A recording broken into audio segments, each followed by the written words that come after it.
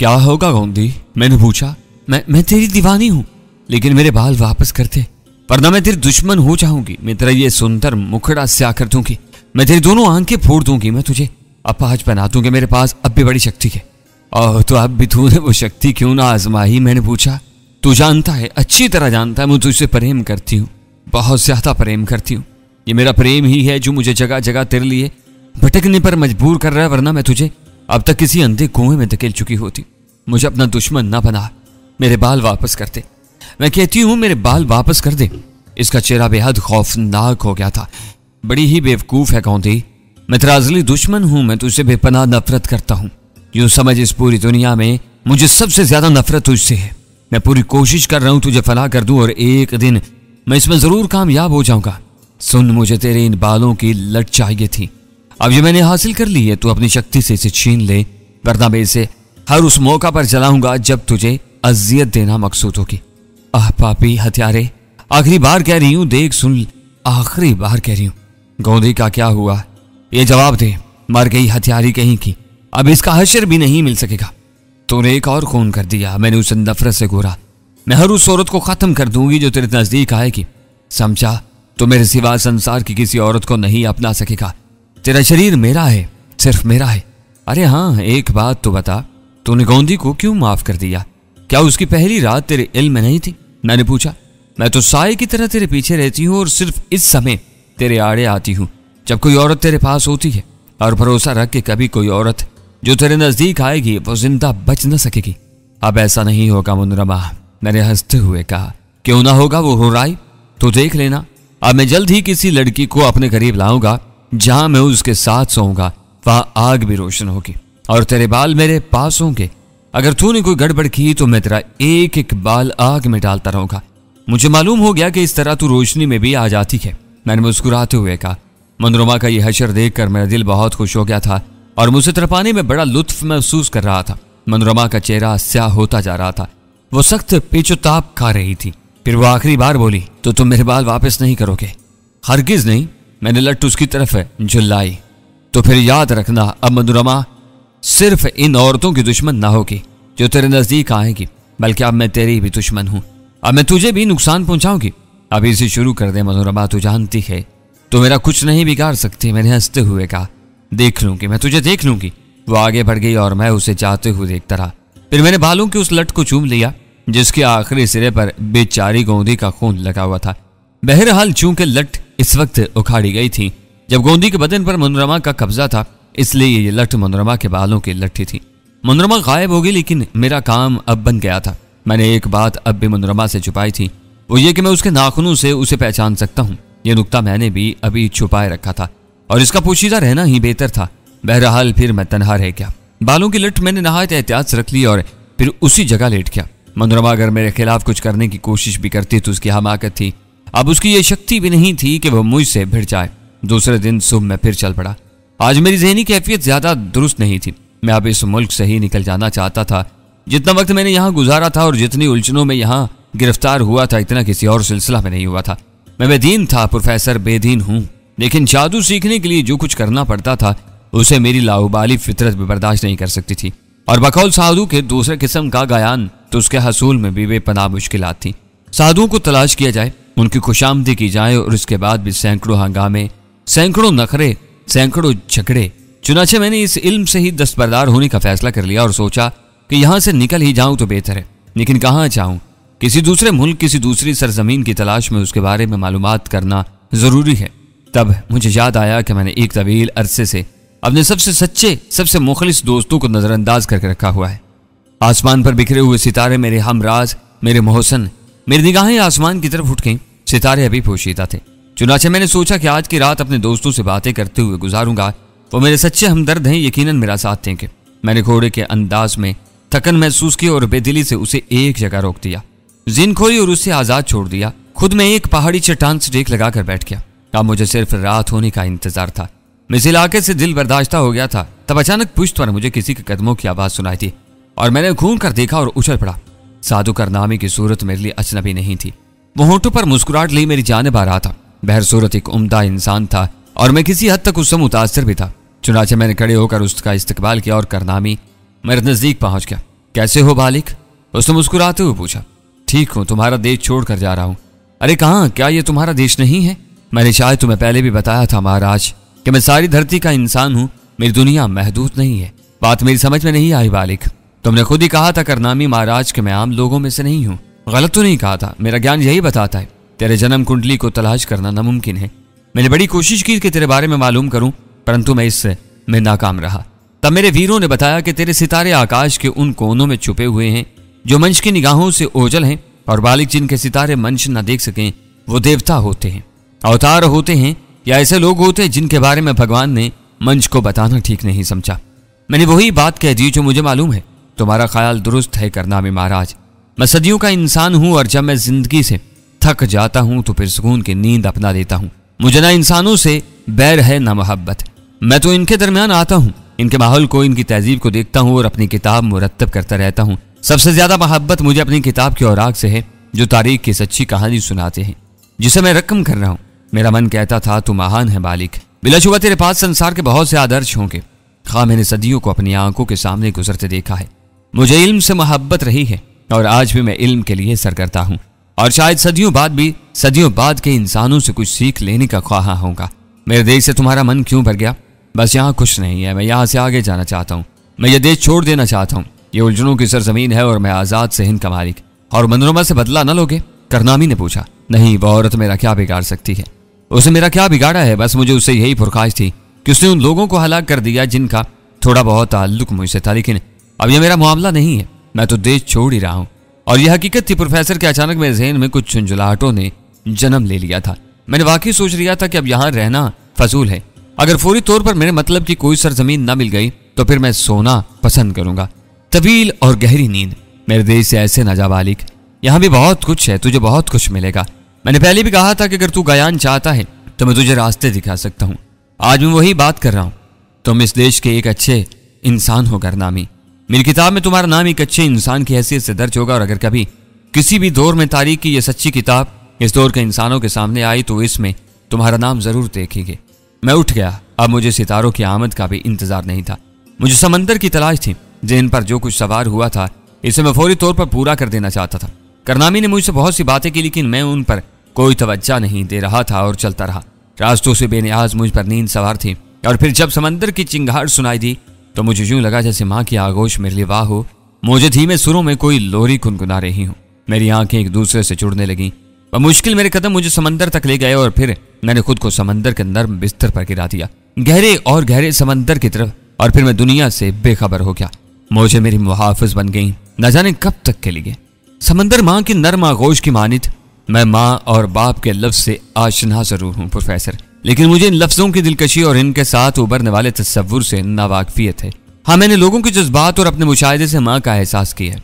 मैंने तकलीफ से बिलखते हुए बच्चे को माँ की आगोश में पुरसकून होते देखा है, इसलिए सुकून की जगह के लिए मैं माँ की आगोश के लफ्ज को सबसे मुअस्सर और जामे समझता हूँ। मेरी इस तवील कहानी से तुमने अंदाजा लगाया होगा कि अदवार में मुझे कितनी बड़ी कुदरत हासिल रही है। मैंने किस तरह हर माहौल को ताबे किया है। कोई सादौर हो, कैसे ही लोग हों, बहरहाल इन्हें मेरी हैसियत, मेरी बर्तरी तस्लीम करनी ही पड़ी है।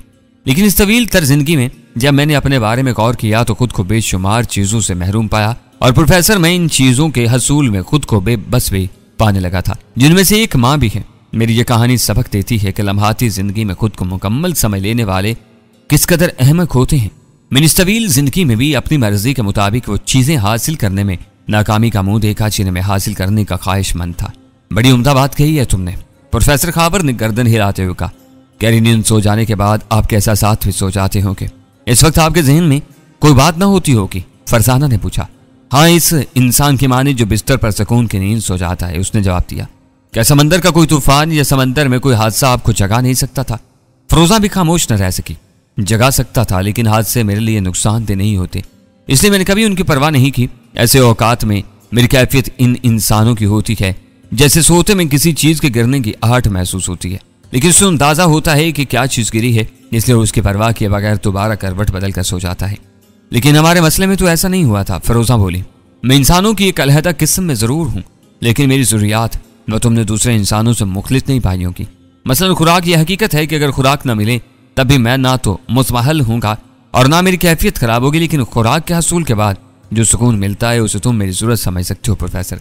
इस तरह मेरा बदन चंद बातों से जिला पाता है और दुनिया की तरक्की ने मुझे भी बहुत कुछ दिया है।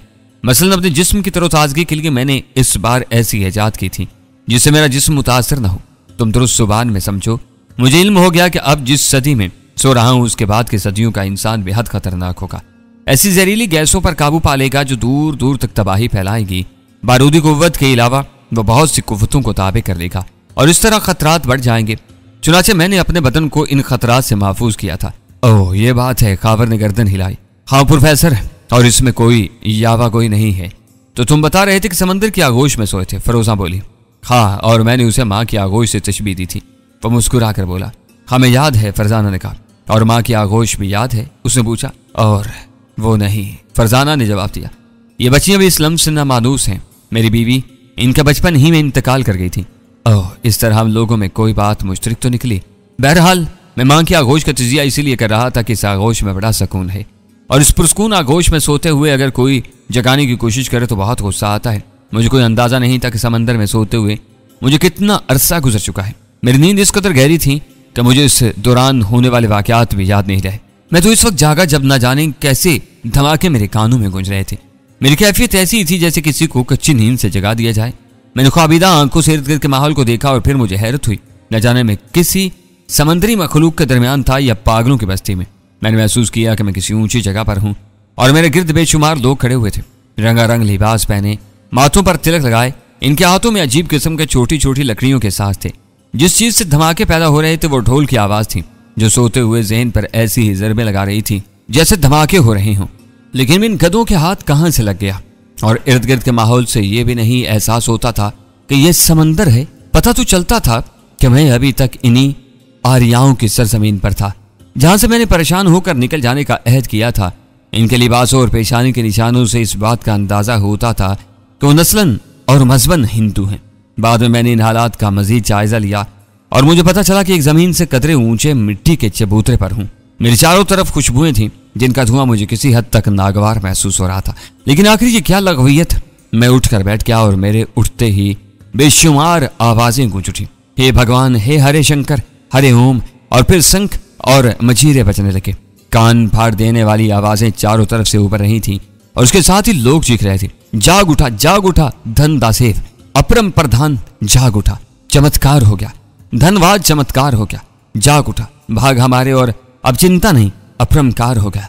मैं इन आवाजों को सुन रहा था और सोच रहा था अपनी दानिस्त में इन अहमकों ने कोई कारनामा अंजाम दिया, लेकिन इन्होंने मेरी नींद खराब कर दी थी। मुझे यकीन था कि सोते हुए मुझे अभी ज्यादा वक्त नहीं गुजरा है। कर देखूं तो सही इन गधों ने क्या चक्कर चला है। मैं खामोशी से बैठा उन्हें देखता रहा। औरतें भी थीं और मर्द भी। खूबसूरत हिंदू औरतें मुझे हमेशा से पसंद थी। नजर आने वालियों में भी बहुत से खूबसूरत चेहरे ऐसे थे जिन्होंने मेरी तवज्जो अपनी तरफ मबजूल कर ली। इनकी तादाद काफी थी।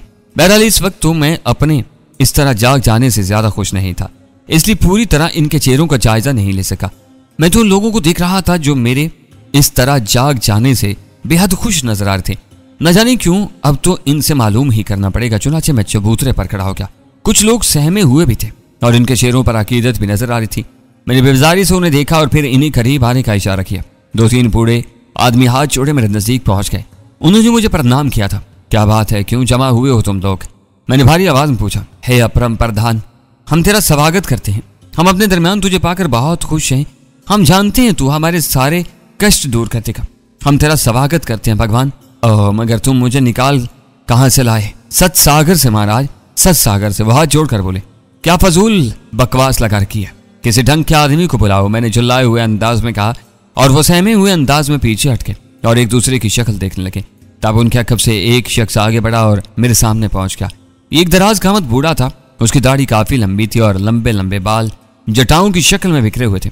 उसने भी मेरे सामने अकीदत से हाथ जोड़े और फिर दूसरे लोगों से बोला, देखते नहीं हो महाराज गहरी नींद से जागे हैं, अभी से इन्हें परेशान कर रहे हो? जाओ इन्हें आराम करने दो, वो फिर तुम्हें दर्शन देंगे। बूढ़े की आवाज वजन रखती थी। अकीदतमंद छिटने लगे और थोड़ी देर के बाद वो वहां से चले गए। सिर्फ बूढ़ा ज़ईफ मेरे सामने खड़ा था। ये कौन सी जगह है? मैंने पूछा। इतना अंदाजा तो मुझे हो गया था कि किसी तरह मैं इन्हें समंदर ही में मिल गया हूँ। अहमक लोग न जाने मेरे बारे में क्या क्या मफरूजात कर लिए होंगे और मुझे समंदर से निकाल लाए हैं। अब जबकि ये हो ही गया है तो फिर इन्हें भी देख लिया जाए।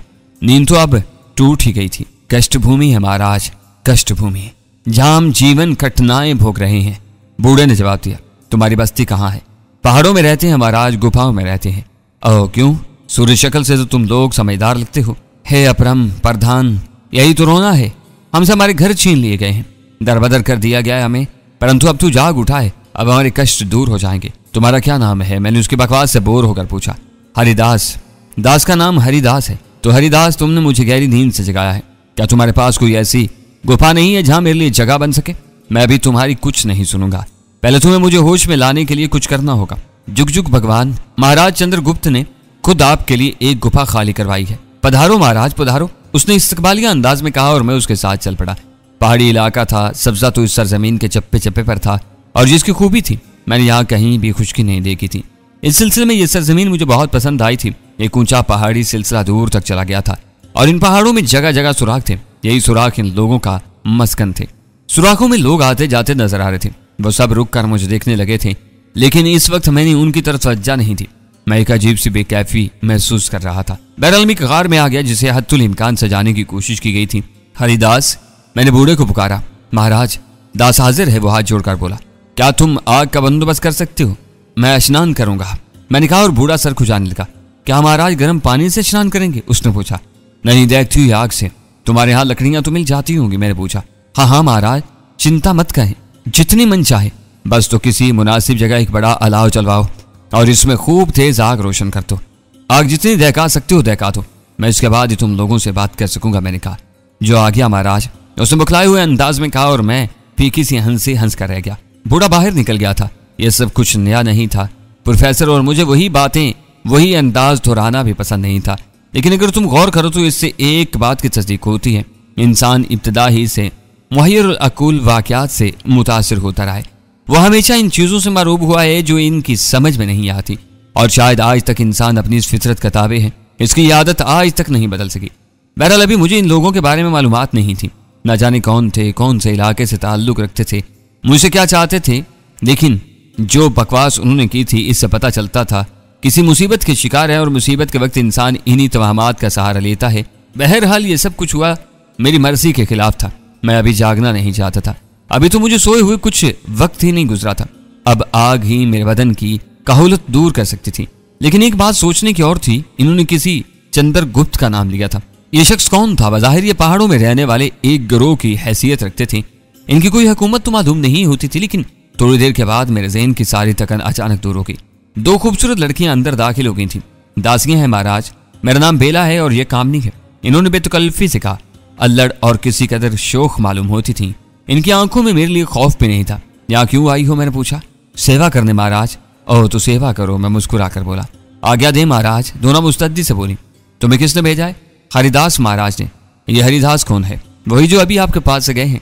और ये तो मैं जानता हूं, मगर वो तुम्हारे दरमियान क्या हैसियत रखते हैं? महान पुरुष हैं, ज्ञानी सत्यानाथ के सबसे बड़े चेहरे। ज्ञानी सत्यानाथ, महान ज्ञानी, इन्होंने ही तो आपके बारे में बताया था। कामनी बोली। खूब, क्या बताया था? अब ये तो लंबी कहानी है, पहले तुम हमें ये बताओ कि हम तुम्हारी क्या सेवा करें। बेला ने कहा। लड़कियां वाकई नडर थीं और मुझे वो हैसियत नहीं दे रही थी जो इन हालात में देनी चाहिए थी। तो तुम सेवा करने आई हो? हाँ महाराज, मगर इस वक्त तो मेरा कोई काम नहीं है सिवाय इसके कि तुम मुझसे बातें करो। लेकिन अगर तुम्हारा दिल मुझसे बातें करने को नहीं चाह रहा तो तुम्हारी मर्जी है, तुम जा सकती हो। चलो बेला चले, कामनी ने कहा। अरे तू जा, तुझे तेरा बेदी याद आ रहा होगा। मेरा कौन है, मैं तो महाराज से बातें करूंगी। बेला ने शरारत से कहा। बेदी कौन है? मैंने दिलचस्पी से पूछा। कामनी के चेहरे पर शर्म की सुर्खी फैल गई। प्रेमी है इस सुसरी का, प्रेम जाल में फंसी हुई है बेचारी। हाय, बेला तो बाज नहीं आएगी। कामनी ने उसे आंखें दिखाई। अरे वाह, कोई झूठ थोड़ी बोल रही हूँ महाराज, भगवान की सौगंध आधी रात को उठकर उसके पास जावे है। बेला ने हंसते हुए कहा और एक तरफ से रखी। हाय राम, लाज नहीं आवे तुझे? कामनी ने दोनों हाथ चेहरे पर रख दिए।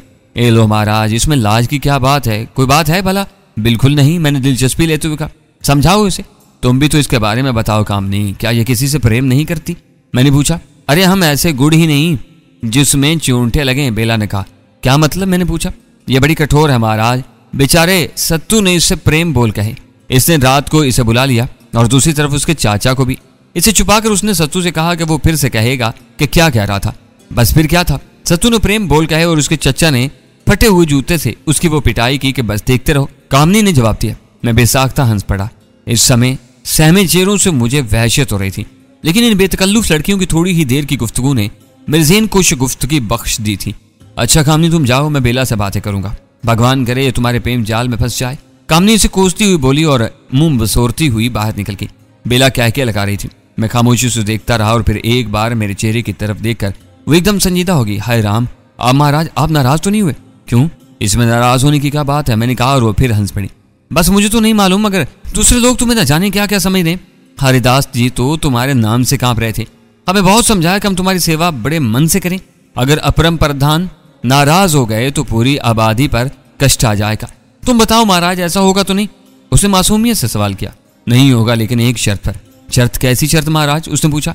मैं तुझसे कुछ पूछूंगा, मुझे बता। मैंने कहा बता दूंगी, पर मुझे बैठने की आ गया तो दो, खड़े खड़े थक गई हूं, उसने कहा और मैंने उसे बैठने की पेशकश कर दी। वो इत्मीनान से जमीन पर बैठ गई और फिर बोली, अब पूछो। पहले तो अपने बारे में बता। क्या बताऊं अपने बारे में? तू कौन है? अरे बता तो चुकी हूं, ऊंचा सुनती हो क्या? मेरा नाम बेला है, धनीराम की बेटी हूं। तुम्हारे पास इसलिए भेजा गया कि तुम्हारी सेवा करूं, ताकि तुम मुझे आशीर्वाद और मेरे नसीब अच्छे हों और हमारे कष्ट भी दूर हो। ओह, कष्ट क्या है तुम्हारे? तो तुम्हें नहीं मालूम? अरे हम सदा से इन पहाड़ों में थोड़ी रहते हैं। और फिर? मैंने पूछा। हम मग देश के वासी हैं। महाराजा पद्मानंद जी ने हमें दरबदर किया। महाराज चंद्रगुप्त कोशिश कर रहे हैं राजा पद्मानंद से रन करें और राजधानी छीन लें। ओह, चंद्रगुप्त कहाँ है? कहीं गए हुए हैं। अब सारी बातें तो हमें मालूम नहीं है, उसने उन बातों से उकताते हुए कहा। को मेरे बारे में क्या जानती है? लो, तुम्हारे बारे में मैं क्या जानूं? उसने आंखें नचाते हुए कार में उसकी शक्ल देखने लगा। दर हकीकत इस अहमक सी लड़की से मुझे उससे ज्यादा कुछ नहीं मालूम हो सकता था। शादी हो गई है तेरी? मैंने पूछा। देखो देखो, ऐसी बातें मत करो। इसलिए नहीं कि मुझे शर्म आवे है, बल्कि मैं तो शादी करूंगी नहीं। मैं किसी के नखरे वखरे नहीं उठा सकती।